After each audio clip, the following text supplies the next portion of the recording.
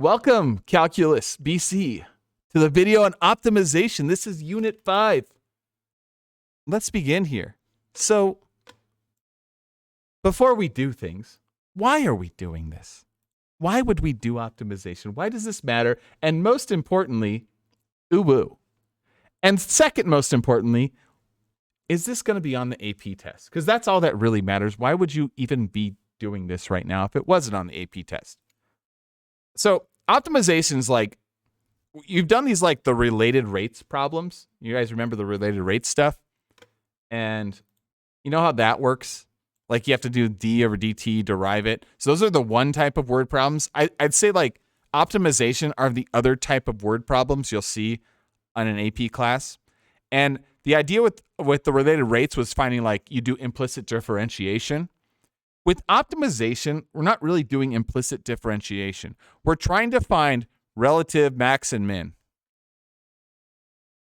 I'd say that's the key thing we're trying to find in this. We're looking to find the relative max and min of the equation. Now, and so I get so confused with the related rates problem sometimes, like how are these different from those? But we have to find the critical, and so we're trying to find critical numbers to find relative maxes and min. To maximize something or minimize something, we optimize it by finding the way that like you have a piece of cardboard, and how do I fold it to have a box with the maximum volume? Or I make a fence, and how do I get a certain area to minimize my cost of something? So it's about optimization is maximize something or minimize something.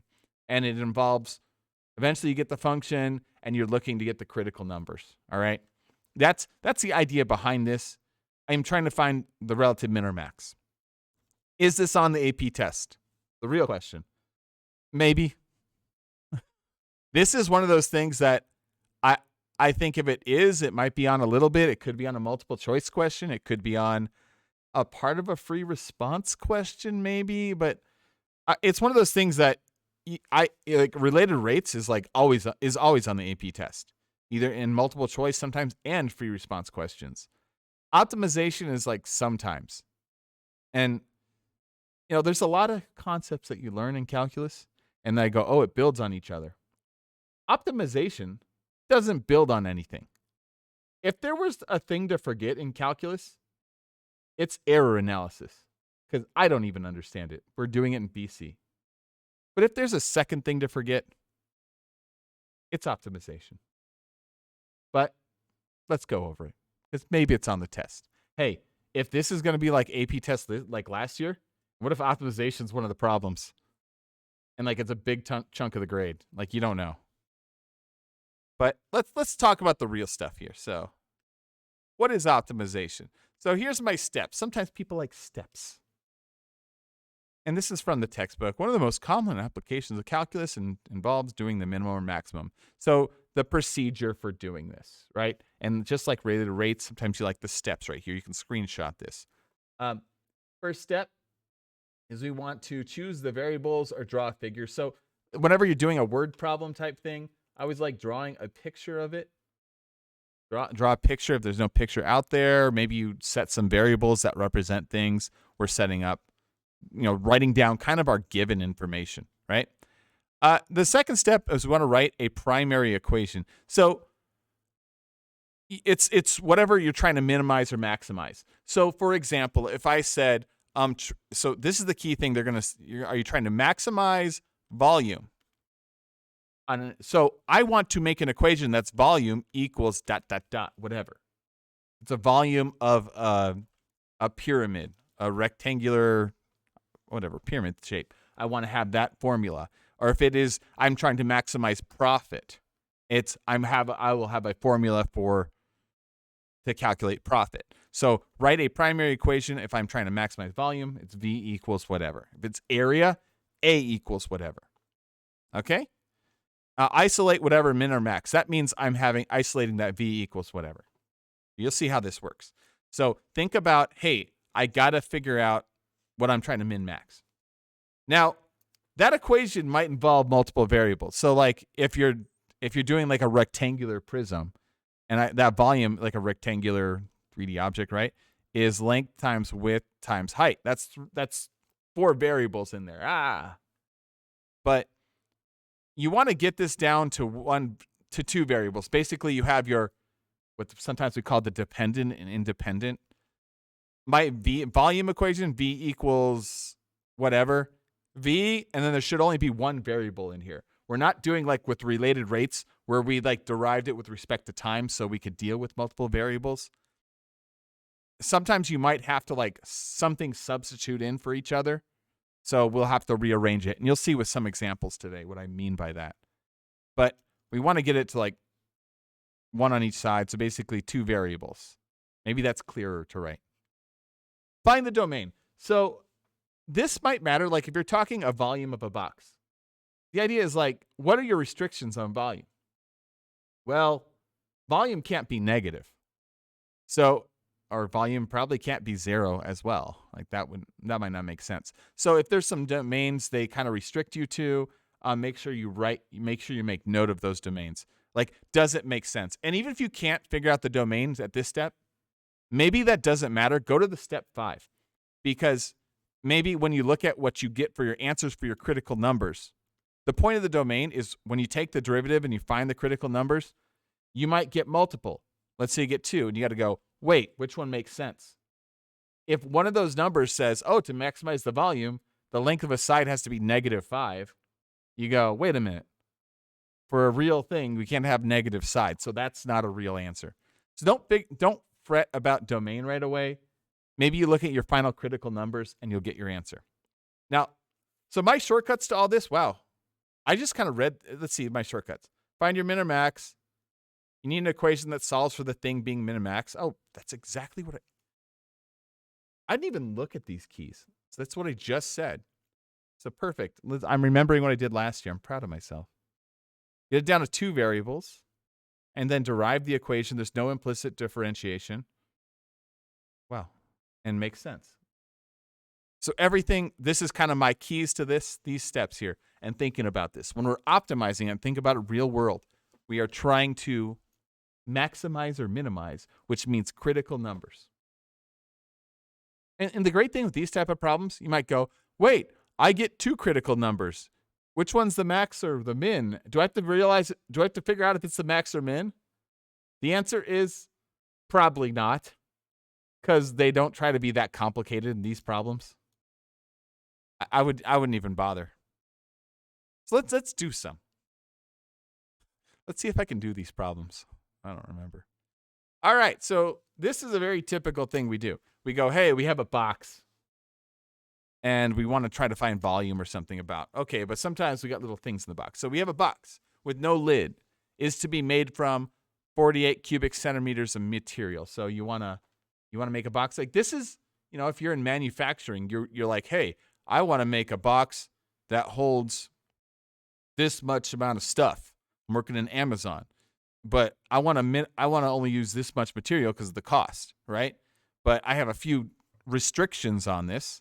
I want to figure out how to produce the maximum volume. So a box with no lid is made from 48 centimeter cubes or squared. If the box must have a square base, find the dimensions that produce a maximum volume. All right. So we're proving this mathematically. So what does that even look like? I would say I'm drawing a picture first. So I'm going to draw this square. So when you start with material, let's say I'd start with like, actually, no, that doesn't even make sense because it's not necessarily a flat box that I'm chopping up. So, okay, sometimes we say we're folding it up, but that's not true. Let's take this picture. What do I know here? I don't even know what I'm doing, but I'm like, I get lost, right? But then you're like, wait, what do? I go back to my steps. What's my first thing I do? What do I have to min or max here? Find the dimensions that produce the max volume. So I'm going to say maximize the volume. I might even like write that down somewhere. So as a note to me of where to start. Now, the volume of what shape? All right, well, I'm dealing with the volume of this box. And this box is what we might call in math a rectangular prism. And the formula for a rectangular prism is length times width times height. I do cursive L's so they don't look like a 1. Oh, So there you go. So there's my formula, right? Now, okay, so you say just derive it, right? But we have too many. We have an L, a W, and H. So we got to use some more given information here, right? So there's my primary equation. I want to rewrite it to one variable. But what other information do I know? I know that the area of that material is 48. So I might write that down. And I know it must have a square base. So that means instead of saying length times width times height on this box, the length and the width have to be the same. So I'm actually just going to erase both those. We can just, I'll say, so I'll just call this width and width. Or you can call it S and S, whatever. So what I know for my volume equation, I can rewrite this as the W squared times height. All right. Now, okay, I have too many I still have to get rid of this. And you have this bit about the area. It's like, well, how's this useful? Well, if I know my total area, and this is where we can create secondary equations.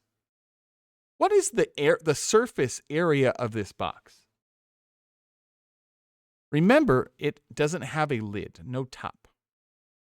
So a box has a bottom. Let's do the formula for the area. Besides, it has a bottom. Is W squared.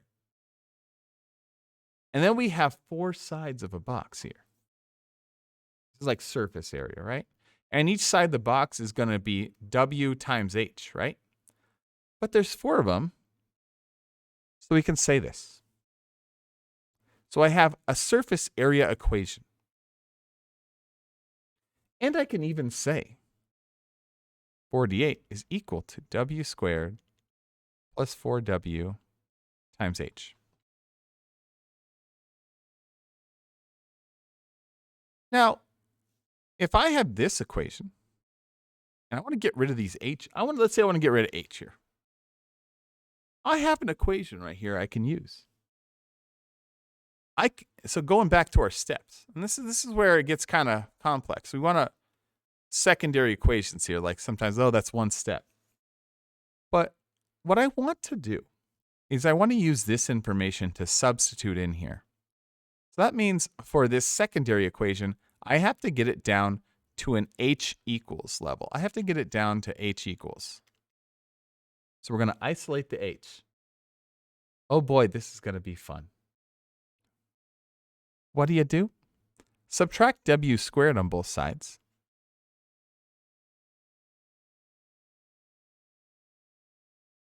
Right? And then I got to isolate the H, so I divide by 4W. So I get my H is equal to 48 minus W squared over 4W. Gross. But we're going to handle this. I can take this little bit here, and I'm going to substitute it in over to that H. So what do I get for my volume equation right here? I'm going to get volume is equal to W squared times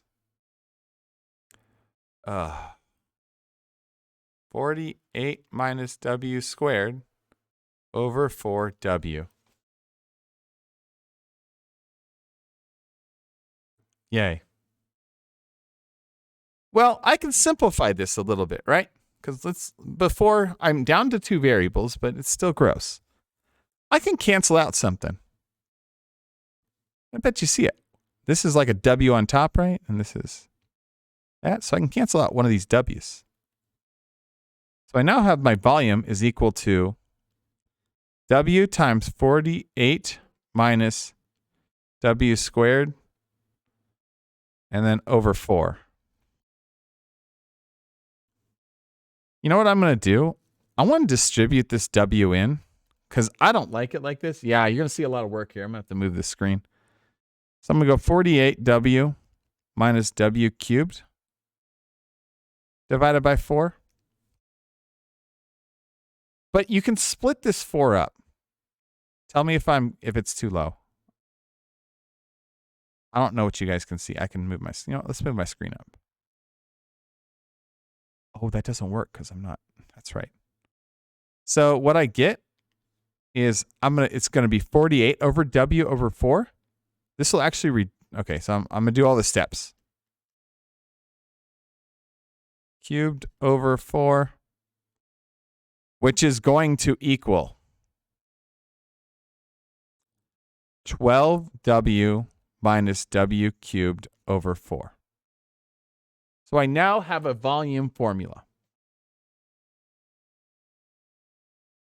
Cool. Yeah, this was a little bit much, but that's okay. I'm actually going to erase this stuff because it's going to be in my way. Hope you don't need this. Screenshot it. Too bad.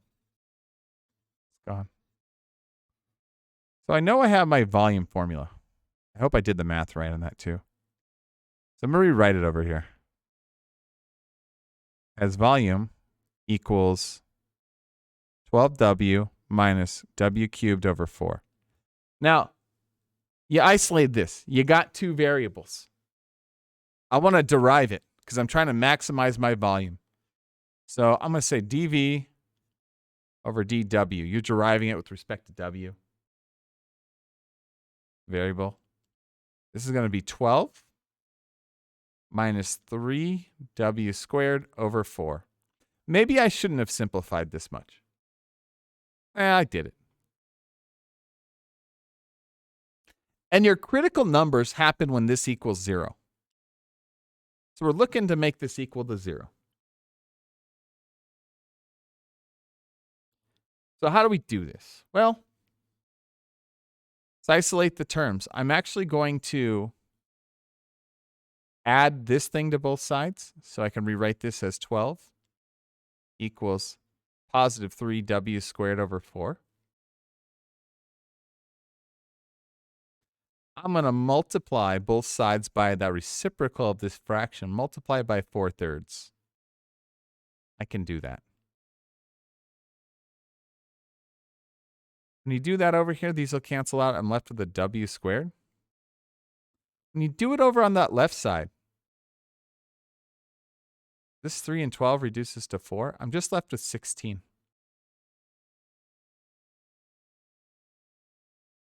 And you got to square root both sides.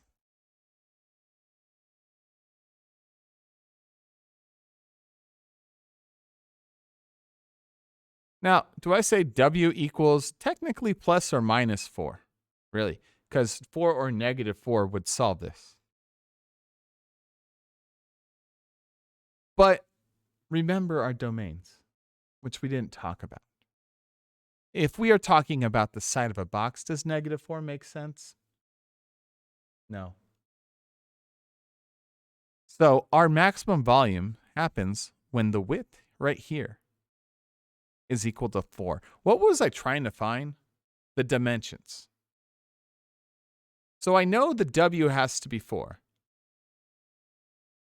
But what does height have to be? How do we figure this out? Well, I got to go to a question that has, I go back and plug it in, right? And I say, well, okay, I can't plug it in volume. I go back and plug it into area, which I deleted. Ugh. So we go back to that area function. I'm going to do the work over here. It was 48 equals, what was it, W squared plus 4HW? Right? Oh, no, I isolated H at some point, right? And if I isolated H, let's just do it that way. I said H equals 48 minus W squared for 4W. That's what I said right here. So we're going to plug in that 4. Minus 4 squared is 16. 4 times 4 is 16. I get 32 over 16. which is going to be 2. My dimensions are 4 centimeters by 4 centimeters by 2. Those are the dimensions that will maximize the area of this box if I only have 48 cubic centimeters of material. Explain the answer. The answer is that maximizes it. Wow, that was a lot of work. But maybe you kind of see this. Like, were there any questions? If I was just going over, I was looking at chat sometimes. I didn't see anything. It was probably a lot right there. Yeah, so like referring to this video would be good, but I see the general idea and like how you went about it to like isolate a figure. Yeah. I hated that I had to erase things here. Yeah, like this is, but I ran out of space.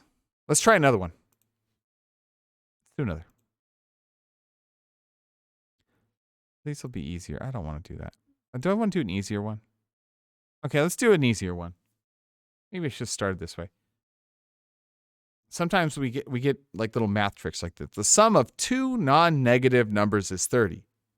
Find both numbers if the sum of twice the first plus the maximum of the second is a maximum. What? Okay, I said easier, but what are they even saying? So sometimes you get like these kind of like this kind of stuff. And we could try part B too. The sum. Oh, don't ignore this maximum or minimum part. I forgot if we're trying to find the maximum or minimum. I think there was a trick to this. No, there wasn't. So how would I maximize or minimize this, right? Well, what am I trying to max or min? I'm trying to maximize or minimize the sum. So I'm trying to maximize the sum of twice the first plus the square of the second. Okay? Mass the sum of that weird thing. Well, let's come up with equations here. We have 2 non-negative numbers. What are we going to call those numbers? I'll pick a variable, x and y. The sum of 2 non-negative numbers is 30, so I can say x plus y equals 30. The thing we're trying to maximize, and we're going to call this the sum of twice the first. That means 2 times the first. So 2x plus the square of the second plus y squared is what we're trying to maximize. I might have done this kind of stuff in middle school. I remember trying to teach this to 7th graders. It's tough. All right. So there's our equation. I'm trying to maximize this, right? Okay. So I got too many variables, just like last time. Hey, let's sub something in. Which one do we want to sub for, the y or the x? I'm going to sub in for the x. I don't want to square things. Let's sub in for the x. So I'm going to subtract a y, and I get x equals 30 minus y. We sub in over here. Actually, I'm going to write this as sum is equal to 2 times this thing. And then plus y squared. Cleaning that up. 2y plus y squared. We got our one equation.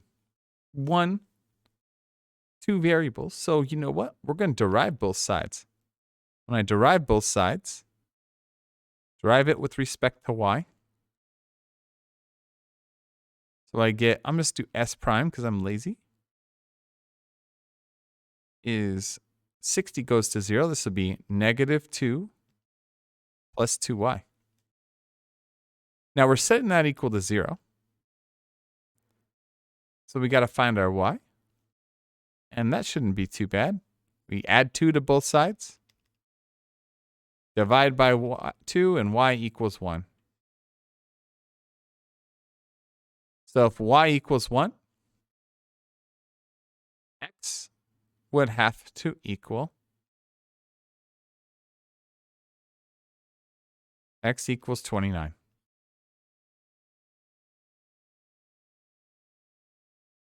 So that would give you your maximum. Sum of two non-negative numbers. 29 and 1. That's how you do this. So one thing with this. How do I know if this is a maximum or minimum?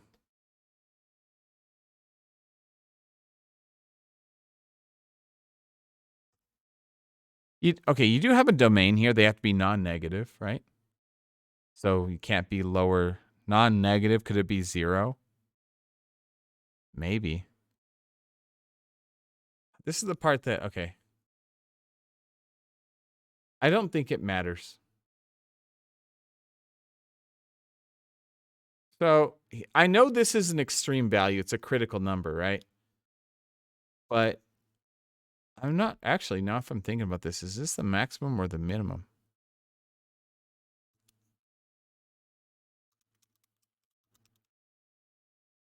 I think, well, I could put in negative on one side, positive down. I think this is actually a minimum.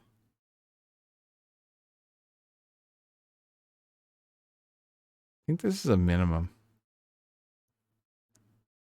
So, okay, you won't see problems like this where they confuse you if it's a maximum or minimum. Here's how I know it's a minimum. I don't think Khan Academy would do this. I haven't seen the AP test do stuff like this. You know how we got our y equals 1 as a critical number? Well, what if you did test values, like you tested y equals 0? This equation. If you had y equals 0, you'd have a negative on the left because it'd be negative 2. And if you did like y equals 2, you'd have a positive on the right. So we're actually looking at a minimum value. At that point, 29 and 1, you're actually minimizing your values.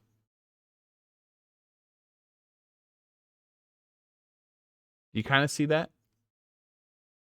If there was a because so what I did here, if I was not sure if this was okay, so backing this up. If I was asked a question like this, I know that we have a critical number right there when y equals 1, so x would be 29.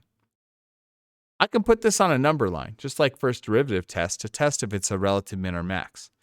This is a relative minimum because s prime would be negative on the left and positive on the right. So it's actually a relative minimum at y equals 1. And my answer could be because I did all this work. But you're like, well, how would you find the maximum of this? Does anyone know what the maximum would be? Maybe you did that math in your head. How do you maximize this if you had two numbers that had to add up to 30?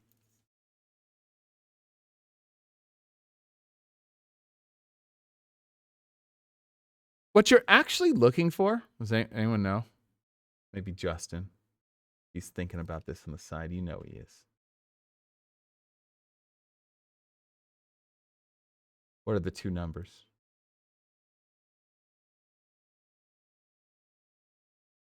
Well, if you don't know what to do, and this was ever confusing, you can actually look for the absolute maximum. And if you remember, how do you find absolute maximums? Okay, the y is my independent variable. You have to check your critical numbers and the endpoints. What are the endpoints if I say two non-negative numbers have to add to 30? What's your lowest non-negative number? What is your greatest non-negative number? If they have to add to 30, that means you can't have negatives. So what are two numbers that add to 30? 0 plus 30. So this is how you would technically have to do this and go back. You could prove it with an absolute max. You'll never have to do this kind of stuff, folks. I mean, the answer is going to be this one. Because if you square a number, it's going to be bigger. Put a 0 here. 30 squared is 900. 2 times. This would be 1, and this would be 29 for the x. This is 30. This one would be 2 times 30 is 60. This one would be 1 plus 2 times 30 would be 59. That's why that's your minimum. Your max is there, minimum's there. Don't get stressed out on this one too much. Probably should have skipped it, but I wish it just had the minimum part. Let's try one more. All right. It's not a box problem, but it's a different type. Oh, this one was weird. Let's do this.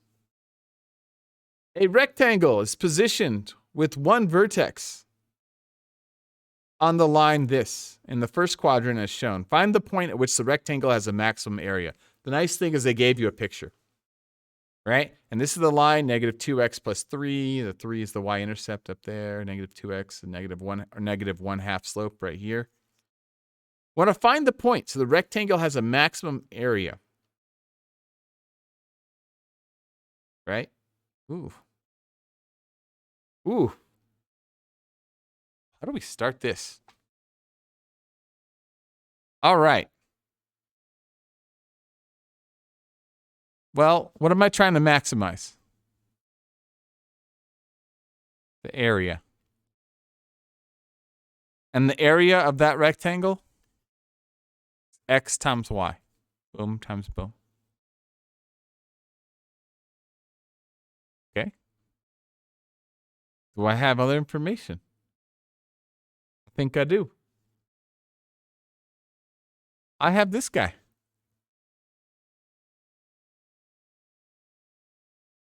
I know.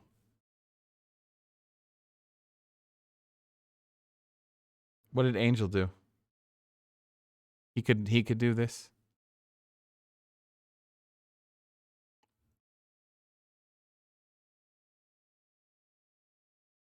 Oh yeah. Yeah, optimization was weird, right? Well, okay, this problem's not as bad. Look at this. We maximize the area. You get scared. Don't get scared. I can just plug this in. X times negative 1/2 x plus 3. All right. Well, let's distribute this x. I don't like that. So it's going to be negative 1/2 x squared plus 3x. And then you got to derive both sides. So you derive it with respect to x. Boom. My a prime. The 2 is going to cancel, so it's negative x plus 3. You set that equal to 0. You might even be able to eyeball that. Your x equals 3.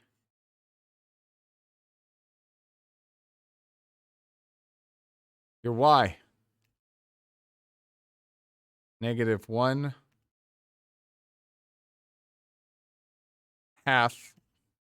times 3 plus 3. Negative 3/2 plus 6/2 is positive 3/2. The point is going to be 3/2.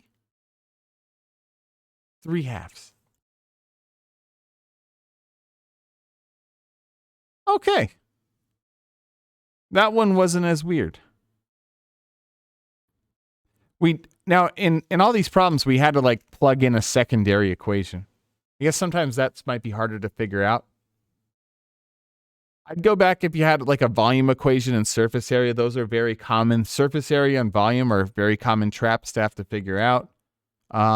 This one maybe was a little bit more, they kind of just gave you the equation. Just plug things in. Now, Now, that point, like the last problem I got tripped up about max or min, you never have to worry if it's max or min. If you find one critical number, that's what it is. They're not trying to trap you here. If they do trap you like that on an AP test, everyone's gonna get it wrong. And it would be a free response question. You get most of the points anyways. You don't need to prove that it's a relative max or relative min. I wouldn't. Do you need to? If you wanted to, you could. Maybe you prove it with the second derivative test. I don't care. But there you go. Do I have more? I do not.